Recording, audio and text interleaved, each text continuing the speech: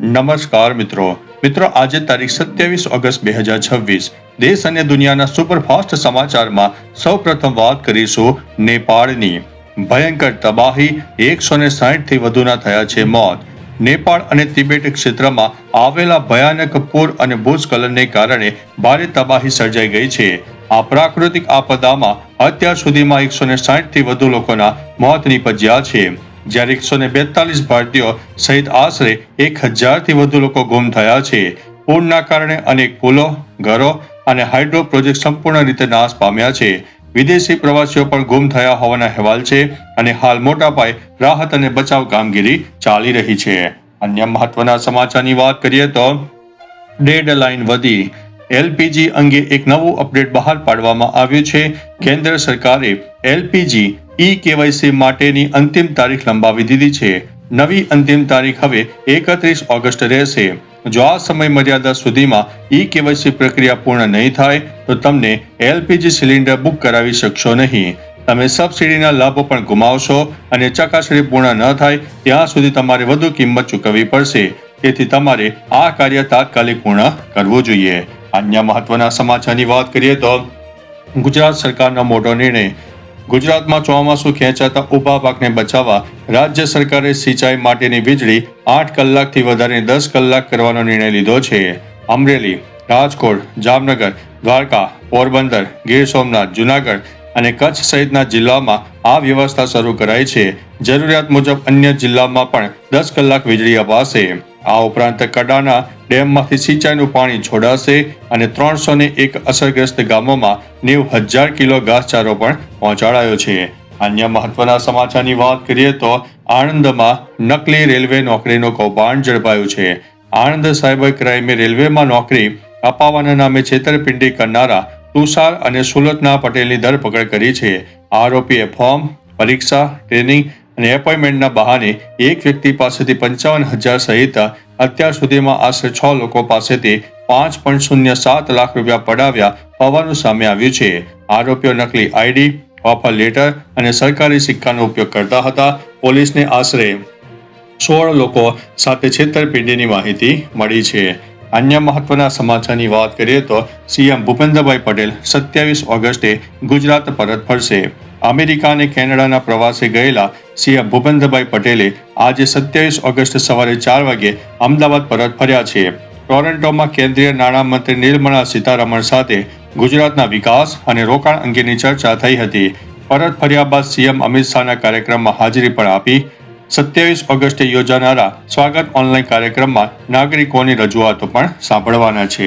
અન્ય મહત્વના સમાચારની વાત કરીએ તો હાહાકાર 10 થી વધુ બેંકો 11 હાઇડ્રો પાવર પ્લાન્ટ અને 19 પુલ ધ્વસ્ત થયા હોવાના અહેવાલ છે નેપાળમાં આવેલા વિનાશક પૂરના કારણે માળખાગત સુવિધાઓને મોટું નુકસાન થયું છે 19 પુલ અને આશરે 40 કિલોમીટર રસ્તાઓને નુકસાન થતા અનેક વિસ્તારોમાં પરિવહન ખોરવાયું છે રાસુવા અને માલખુ વચ્ચેના સસ્પેન્શન્સ અને મોટરેબલ પુલો પણ પૂરમાં વહી ગયા છે આ ઉપરાંત 11 હાઇડ્રો પાવર પ્લાન્ટને નુકસાન થતા 431 મેગાવોટ વીજ ઉત્પાદન ક્ષમતા ઉપર અસર થઈ છે અન્ય મહત્વના સમાચારની વાત કરીએ તો ખાંડની ખરીદીને લઈને મોટો નિર્ણય તહેવારોની સિઝન શરૂ થતા ખાંડની માંગ વધતા DMart big basket Blinkit Swiggy અને ઇન્સ્ટામાર્ટ જેવા પ્લેટફોર્મ ખરીદી પર આંતરિક મર્યાદા લાગુ કરી છે હવે ગ્રાહકો એક વખતમાં સામાન્ય રીતે 3 થી 5 કિલો સુધીની ખાંડ ખરીદી શકશે કેટલીક એપ્સે મર્યાદા 3 કિલો કરી છે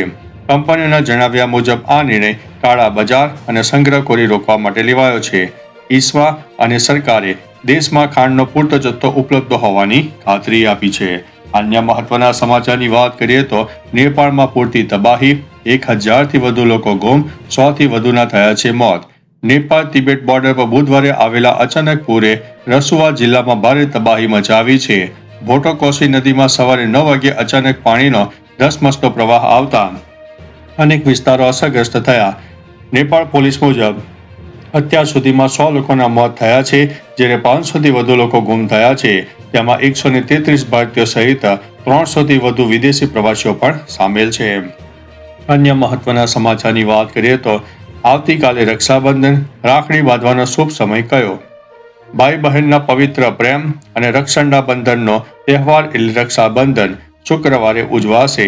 રાખડી બાંધવા માટે સવારે 5:57 થી 9:48 સુધીનો સમય સૌથી શુભ માનવામાં આવે છે. આ સમયગાળો કુલ 3 કલાક અને 51 મિનિટનો રહેશે. ત્યારબાદ અમૃતકાળ સવારે 9:48 થી 10:53 અને અભિજીત મુહૂર્ત સવારે 11:56 થી 12:48 સુધી રહેશે. પૂર્ણિમા તિથિ સવારે 9:48 સુધી હોવાથી સવારનો સમય વિશેષ શુભ ગણવામાં આવી રહ્યો છે.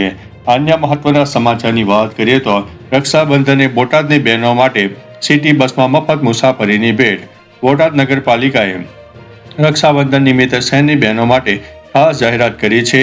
28 ઓગસ્ટ 2026ના રોજ રઘુવીર સિટી બસ સર્વિસની તમામ બહેનો માટે મફત મુસાફરીનો લાભ મળશે. આ દિવસે મહિલાઓ પાસેથી કોઈ પણ બસ ભાડું લેવામાં આવશે નહીં. ભાઈઓને રાખડી બાંધવા જતી બહેનોની મુસાફરી સરળ બને તે હેતુથી આ નિર્ણય લેવામાં આવ્યો છે. અન્ય મહત્વના સમાચારની વાત કરીએ તો હેડલાઇન્સ ઉપર પણ નજર નાખીએ. પીએમ મોદી આજે ખેલો ઇન્ડિયા ડાયલોગને સંબોધિત કરશે. સંરક્ષણ પ્રધાન રાજનાથસિંહ જબલપુરની મુલાકાત લેશે. નેપાળમાં પૂર પછી 5.2ની તીવ્રતાનો ભૂકંપ આવ્યો.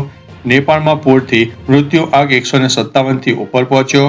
દક્ષિણ આફ્રિકાના ડીન એલ્ગરે વ્યવસાયિક ક્રિકેટમાંથી નિવૃત્તિ જાહેર કરી છે. અન્ય મહત્વના સમાચારની વાત કરીએ તો મોદી સરકારનો મોટો નિર્ણય. દેશમાં ખાંડના વધતા ભાવ અને અછત પર કાબુ મેળવવા માટે મોદી સરકાર એક્શન મોડમાં આવી છે. નિર્ણય મુજબ ભારતીય રિફાઇનર્સ વિદેશ મોકલવા માટે રખાયેલી 3,50,000 ટન ખાંડને સ્થાનિક માર્કેટમાં ડાયવર્ટ કરશે. મંજૂરી મળતા જ આ ખાંડ એક અઠવાડિયામાં સ્થાનિક ખરીદદારો માટે ઉપલબ્ધ થઈ જશે.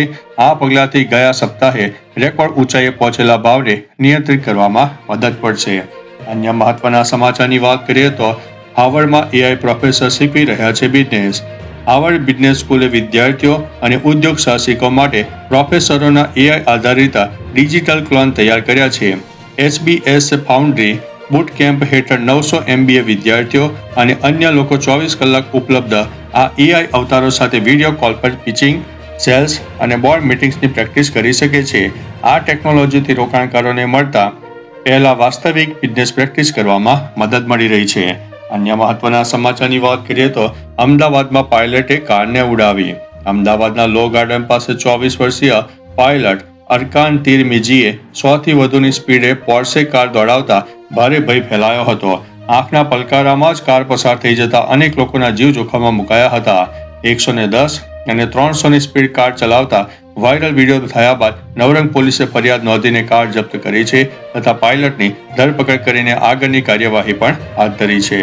તો ચાલો મિત્રો, ફરીથી દેશ અને દુનિયાના સુપરફાસ્ટ સમાચાર લઈને મળતા રહીશું. ત્યાં સુધી અમને રજા આપશો. નમસ્તે.